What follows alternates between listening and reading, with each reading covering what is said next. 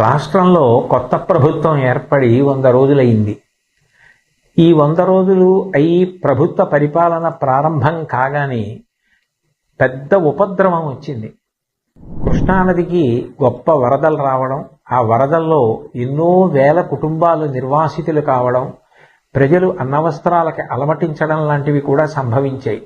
అటువంటి విపత్కర సమయంలో రాష్ట్ర ముఖ్యమంత్రి గౌరవనీయులు శ్రీ నారా చంద్రబాబు నాయుడు గారు జేసీబీ ఎక్కి పడవలో ప్రయాణం చేస్తూ బురద నీటిలో నడుస్తూ ప్రజలందరికీ కూడా ధైర్యాన్ని కల్పించి నేనున్నాను, బెంగ పెట్టుకోవద్దు అని చెప్పి వాళ్లలో ఒక స్థైర్యాన్ని నెలకొల్పారు.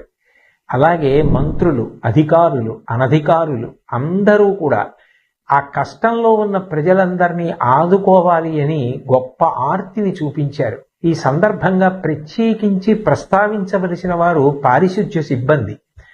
అనేక పురపాలక సంఘాలలో పనిచేస్తున్న వారందరూ కూడా విజయవాడ పట్టణానికి చేరుకుని అక్కడ అంటువ్యాధులు ప్రబలకుండా ఉండడం కోసం బ్లీచింగ్ చల్లడం లాంటి కార్యక్రమాలు నిర్వహించడంతో పాటుగా మంచినీటి సౌకర్యం ఏర్పాటు చేయడం, నిత్యావసర వస్తువులు అందచేయడం, ఇవన్నీ కూడా యుద్ధ ప్రాతిపదికన చేశారు.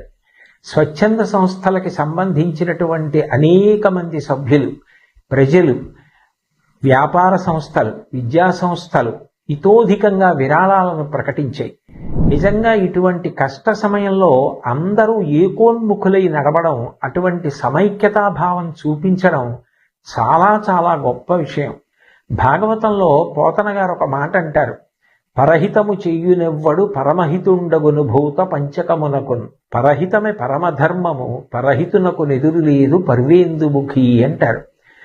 పరుల యొక్క హితం కోసం ప్రవర్తించే వాళ్ళు ఎవరుంటారో వాళ్ళకి పంచభూతాలు కూడా సహకరిస్తాయి. ఇటువంటి కష్టకాలం వచ్చినప్పుడు ప్రజలందరూ కూడా ఒకే త్రాటి మీద నిలబడడం, అంత గొప్ప సమైక్యతా భావంతో కష్టంలో ఉన్న వాళ్ళందరినీ ఆదుకోవాలని ప్రయత్నించడం చాలా చాలా గొప్ప విషయం. రవీంద్రనాథ్ ఠాగూర్ చెప్పినట్టు, where the mind is without fear and the head is held high, where the world has not been broken up into fragments by narrow domestic walls అని స్త్రీ, పురుష, పండిత, పామర, కుల, మత, వర్ణ, వర్గ, ధనిక, పేద విచక్షణ లేకుండా అందరూ ఒక్కటిగా నిలబడి ఆ ఆపదని ఎదుర్కొన్నటువంటి విషయం నిజంగా ఎంతో స్ఫూర్తిదాయకం.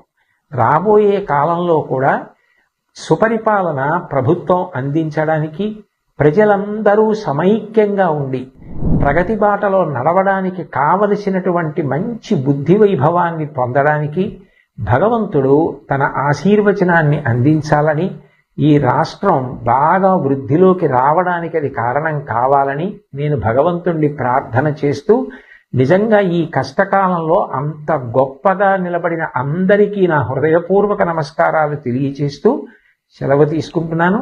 స్వస్తి.